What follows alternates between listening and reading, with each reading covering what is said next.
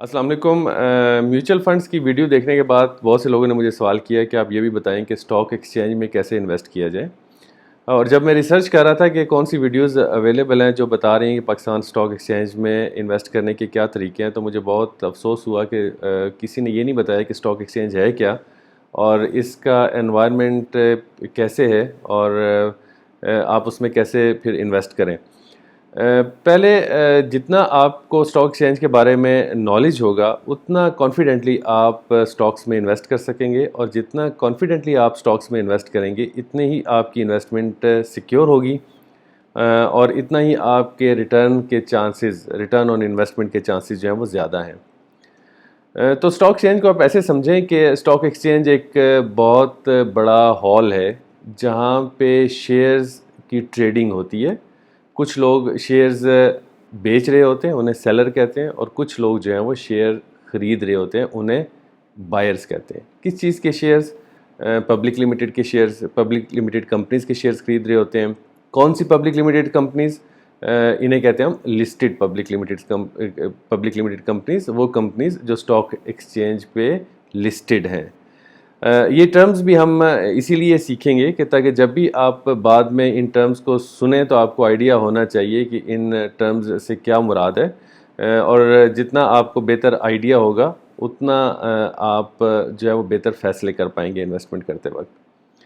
अच्छा, अब stock exchange में बायर्स और सेलर्स मिलते हैं, लेकिन इसके अलावा तीन और प्लेयर्स भी होते हैं, या आप समझ लें कि इस इकोसिस्टम के तीन और कंपोनेंट्स हैं जिनको समझना बहुत ज़रूरी है। उसमें जो पहला कंपोनेंट है वो है सीडीसी कहते हैं उसे, और इस सीडीसी से मुराद ये है सेंट्रल डिपॉजिटरी कंपनी लिमिटेड।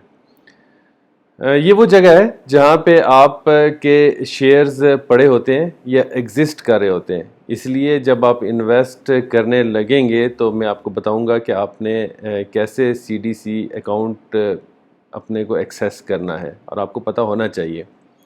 अगर सिर्फ आपको ब्रोकर का पता है तो फिर आपको लॉस के चांसेस हो सकते हैं या आप के साथ फ्रॉड हो सकता है, मतलब ये एक प्रोबेबिलिटी हम समझ लेते हैं। तो इसलिए इन सीडीसी का भी पता होना आपको बहुत ज़रूरी है। दूसरी जो कंपनी है जो स्टॉक एक्सचेंज में जो आप ट्रेडिंग में बहुत अहम रोल प्ले करती है, उस कंपनी का नाम है NCCPL, और ये एब्रीविएशन है national clearing company of Pakistan limited. इस कंपनी का रोल ये है कि जो भी शेयर की ट्रांजैक्शंस हैं इसको ये कंपनी एग्जीक्यूट करती है। फ़र्ज़ करें मैं सेलर हूं और आप बायर हैं, मैं सेल करना चाहता हूं शेयर्स किसी पब्लिक लिस्टेड कंपनी के, और आप उस कंपनी के शेयर्स ख़रीदना चाहते हैं, तो आप की इस पूरी ट्रांजैक्शन को जो एग्जीक्यूट करेगी और मेरे सीडीसी अकाउंट से वो शेयर्स आपके सीडीसी अकाउंट्स में ट्रांसफ़र होने के अमल को जो आप समझे पाए तकमील तक पहुंचाएगी, वो NCCPL है। इसका एक रोल ये भी है कि जो भी हमारे कैपिटल गेन होता है उस पे जो टैक्स है वो भी ये NCCPL डिडक्ट करके गवर्नमेंट ट्रेजरी में डिपॉजिट करवाती है। अच्छा, तीसरा जो प्लेयर है स्टॉक एक्सचेंज की इकोसिस्टम में, वो है trading right entitlement certificate holder, जिसे हम ब्रोकर भी कहते हैं। ये जो मैंने आपको टर्म बोली trading right entitlement certificate holder, ये इसकी टेक्निकल नाम है, और जहाँ पे भी आप अगर कोई वेबसाइट देखेंगे या पाकिस्तान स्टॉक एक्सचेंज की, तो आपको पता चलेगा कि ये जो है ये ब्रोकर को कहा जाता है। अदरवाइज़ आप कंफ्यूज होंगे कि यार ये कौन है कौन नहीं है। तो तीसरा इंपॉर्टेंट जो है वो ब्रोकर है, और उसके बाद ऑफ कोर्स बायर और सेलर, और एक इकोसिस्टम जो पाकिस्तान स्टॉक एक्सचेंज आपको प्रोवाइड कर रहे हैं। इसके अलावा जो कंपनीज़ हैं उनका रेगुलेटर जो है वो securities and exchange commission of Pakistan है, और जो भी कोई अगर फ़र्ज़ करें कोई कॉर्पोरेट फ्रॉड होता है या कंपनी इनसाइडर ट्रेडिंग करती है, और हम इन्हीं वीडियोस में देखेंगे कि इनसाइडर ट्रेडिंग क्या होती है या कॉर्पोरेट फ्रॉड के चांसेस क्या होते हैं।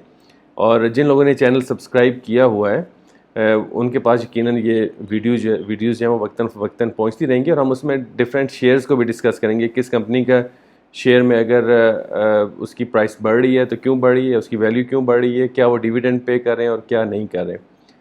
تو آپ کو ابھی سمجھ آ گئی کہ یہ پاکستان اسٹاک ایکسچینج کا ایکو سسٹم ہے جو ایسے ورک کرتا ہے. اب جب آپ سوچیں کہ میں نے اسٹاکس میں انویسٹ کرنا ہے، تو سب سے پہلے تو آپ نے اپنا انویسٹمنٹ پلان بنانا ہے کہ یار میرا آبجیکٹیو کیا ہے اس انویسٹمنٹ کے بارے میں، کہ میں کیوں انویسٹ کرنا چاہتا ہوں. کیا میں لانگ ٹرم انویسٹ کرنا چاہتا ہوں، اور ایک لانگ ٹرم انویسٹ کرنے کا ایک آبجیکٹیو آپ کا یہ بھی ہو سکتا ہے کہ آپ کو اسٹاکس میں سے جو ڈیویڈینڈ آپ ارن کریں اور وہ آپ کی پیسیو انکم ہو، اور اس پیسیو انکم سے آپ فائنینشیل فریڈم یا فائنینشیل انڈیپینڈنس اچیو کرنا چاہتے ہوں. اور اسی ویڈیو کی ڈسکرپشن میں نے اپنی دوسری ویڈیو کا بھی حوالہ دیا ہے جو فائنینشیل فریڈم اور فائنینشیل انڈیپینڈنس کے حوالے سے ہے. اچھا، دوسرا آپ کا یہ آبجیکٹیو ہو سکتا ہے کہ آپ کیپٹل گین ارن کرنا چاہتے ہیں، اور آپ سمجھتے ہوں کہ جتنا عرصہ میں زیادہ انویسٹمنٹ رکھوں گا اتنا زیادہ مجھے کیپٹل گین ہوگا. اور کیپٹل گین سے مراد یہاں پہ یہ ہے کہ فرض کریں آج آپ ایک کمپنی کا شیئر 50 روپے کا لے رہے ہیں، اور کل اگر وہ کمپنی بہت اچھا پرفارم کرتی ہے اور 5 سال بعد یا 10 سال بعد اس کی شیئر جو ہے وہ 200 روپے ہو جاتی ہے، تو اس کا مطلب ہے کہ آپ نے اپنی انویسٹمنٹ کو 10 سالوں میں 4 گنا کر لیا. تو آپ کا یہ آبجیکٹیو ہے.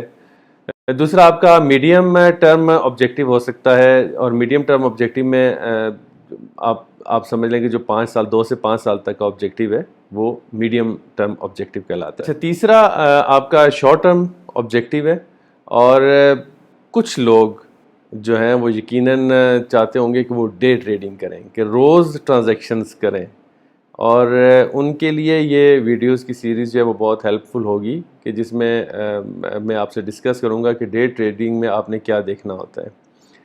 تو پہلے آپ نے اپنا انویسٹمنٹ پلان آپ کے ذہن میں ہونا چاہیے کہ میں کیوں انویسٹ کرنے جا رہا ہوں اور کتنے عرصے کے لیے کرنے جا رہا ہوں. اور اس کے بعد آپ کو یہ بھی پتہ ہونا چاہیے کہ آپ کے رسک ٹالرنس کیا ہے. اور رسک ٹالرنس پر بھی ایک ویڈیو اس چینل پہ موجود ہے، اور جس کا لنک میں نیچے ڈسکرپشن میں دے دوں گا، کہ آپ اپنا رسک ٹالرنس اسیس کریں کہ میں کتنا رسک جو ہے وہ ٹالریٹ کر سکتا ہوں. اور جب آپ یہ چیزیں آپ کو آئیڈیا ہو جائے آپ کے پاس کتنا کیپٹل ہے یا کتنی انویسٹمنٹ ہے جو آپ انویسٹ کرنے جا رہے ہیں، آپ کی رسک ٹالرنس کتنی ہے، آپ کا انویسٹمنٹ پلان کیا ہے، تو نیکسٹ اسٹیپ میں آپ نے بروکر ڈھونڈنا ہے کہ آپ کس بروکر کے پاس جو ہے وہ اپنا اکاؤنٹ اوپن کروائیں گے، جسے ہم بروکریج اکاؤنٹ کہتے ہیں. اب بروکر ڈھونڈنا جو ہے وہ ایک اس میں بھی چند چیزیں ذہن میں رکھنی چاہیے، جس کو ہم ایک سیپریٹ ڈسکشن میں ڈسکس کریں گے. لیکن ابھی میں چند چیزیں آپ کو بتا دوں کہ جو بھی آپ بروکر سلیکٹ کریں، پاکستان اسٹاک ایکسچینج کی ویب سائٹ پہ ضرور چیک کریں کہ کیا یہ بروکر جو ہے وہ پاکستان اسٹاک ایکسچینج کے ساتھ رجسٹرڈ ہے، اس کا نام وہاں پہ اپیئر ہو رہا ہے. اور جو دوسری بات آپ نے چیک کرنی ہے وہ یہ چیک کرنی ہے کہ کیا اس کا وہ آفس جس آفس کو آپ اپروچ کر رہے ہیں وہ بھی اسٹاک ایکسچینج کے ساتھ رجسٹرڈ ہے یا نہیں ہے. اس کے بعد آپ بروکر کو اپروچ کریں گے اور وہ آپ کو ایک اکاؤنٹ اوپننگ فارم دے گا جس کو آپ نے فل کرنا ہے، اور اس کے ساتھ وہی ریکوائرمنٹس ہیں کہ آپ نے CNSE کی کاپی لگانی ہے یا جو دوسری ریکوائرمنٹس ہیں وہ آپ نے فل کرنی ہے. اور میں آپ کو ایک لنک دے دیتا ہوں پاکستان اسٹاک ایکسچینج کے اس ڈسکرپشن میں، جہاں پہ تمام ڈیٹیلز لکھی ہوئی ہیں کہ آپ نے کون کون سے فارمز جو ہیں وہ فل کرنے ہیں اکاؤنٹ اوپننگ کے وقت. اچھا، جب آپ بروکر کے پاس جائیں گے اور اس سے اکاؤنٹ اوپننگ فارم فل کر کے اسے دیں گے، تو ساتھ وہ آپ سے جو آپ کی انویسٹمنٹ ہے اس کا وہ ڈیمانڈ کر سکتا ہے. اور میرا آپ کو یہ مشورہ ہے کہ آپ ہمیشہ کراس چیک میں انویسٹمنٹ جو ہے وہ اپنی بروکر کے اکاؤنٹ میں ٹرانسفر کریں، اور بروکر کے نام پہ کریں. جب اس کی پرائیویٹ لمیٹڈ کمپنی کا جو نام ہے، بروکر کی کمپنی کا نام جو ہے، اسی کے نام کا چیک دیں. کبھی کیش نہ دیں، اور کبھی جو ہے وہ کسی اور شخص کے نام پہ چیک نہ دیں. اور انویسٹمنٹ میں آپ نے ایک بات بالکل ذہن نشین کر لینی ہے کہ آپ نے کسی کے حوالے اپنی کیش نہیں کرنی. میری پوسٹنگ FIA میں تھی، اور میں نے کافی سارے لوگ دیکھے جو بعد میں بہت پریشان رہے اور اس کو فالو اپ کرتے رہے کہ انہوں نے کسی کو کیش دیا، انویسٹ کیے کسی کے پاس، اور پھر وہ بندہ غائب ہو گیا یا ان کی انویسٹمنٹ لوز کر گیا وہ انویسٹمنٹ. تو کوئی کسی کے حوالے آپ نے کیش نہیں کرنی. اور جب آپ نے بروکر کو آپ چیک دیا تو آپ اس سے اپنا اکاؤنٹ نمبر پوچھیں جو اس نے آپ کو جو بروکر کے ساتھ اکاؤنٹ کھلا ہے، اور اس کے بعد آپ کا اکاؤنٹ ایک CDC میں بھی اوپن ہونا ہے. ٹھیک ہے، تو آپ اس سے کہیں کہ آپ میں آپ کو میرا مشورہ یہی ہے آپ کو کہ آپ CDC کا انویسٹر اکاؤنٹ اسے کہیں کہ آپ اوپن کریں، اور اس کے بعد اس کا جو UIN ہے، مطلب یونیک آئیڈینٹیفائڈ نمبر جو ہے، آئیڈینٹیفیکیشن نمبر جو ہے، وہ آپ اس سے لیں کہ میرا UIN کیا ہے، تاکہ وہ پتہ ہو کہ آپ کے CDC اکاؤنٹ جہاں پہ آپ نے شیئرز رکھے ہونے ہیں اس کا اکاؤنٹ نمبر کیا ہے. تو جب آپ یہ ساری چیزیں ہو جائیں تو اس کا مطلب یہ ہے کہ آپ کا اکاؤنٹ کھل گیا ہے. اور آج کل کافی سارے جو آپ کے بروکرز ہیں وہ آپ کو آن لائن ایکسیس دیتے ہیں. آپ کو ایک اسکرین پہ اس کی جو ہے وہ، اس کو میں ڈیمانسٹریٹ بھی کروں گا کہ جب آپ کے پاس آن لائن ایکسیس آئے تو کیسے آپ ٹریڈنگ کرتے ہیں اور کیسے آپ جو ہے وہ اپنے شیئرز کو سیل کرتے ہیں یا کسی شیئرز کو بائی کر رہے ہوتے ہیں، پرچیز کر رہے ہوتے ہیں. اور اس کے بعد آپ نے دیکھنا ہے کہ آپ کتنا لاس لے سکتے ہیں، اور اس کو جب ہم ڈے ٹریڈنگ کی ویڈیو میں ڈسکس کریں گے کہ آپ نے کیسے اسٹاپ لاس دینا ہے کہ میں نے 10% پہ جو ہے میں نے ایگزٹ کر جانا ہے، اور کیسے اپنے آپ کو ڈسپلن رکھنا ہے. یہ بات بہت امپورٹنٹ ہے کہ آپ نے جب بھی اسٹاکس میں انویسٹ کرنا ہے ڈسپلن رکھنا ہے اپنے آپ کو.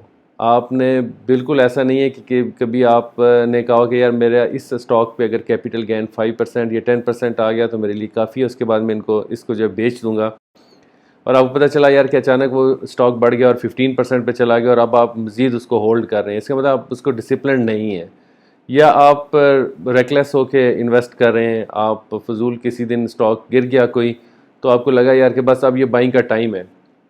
آپ کو انٹیویشن آئے گی، نو ڈاؤٹ. بہت سے لوگ یہ کہتے ہیں کہ انٹیویشن پہ ہی انویسٹمنٹ ہوتی ہے، لیکن انٹیویشن کے سے پہلے آپ کا ایک خاص ایکسپیرینس ہونا بہت ضروری ہے.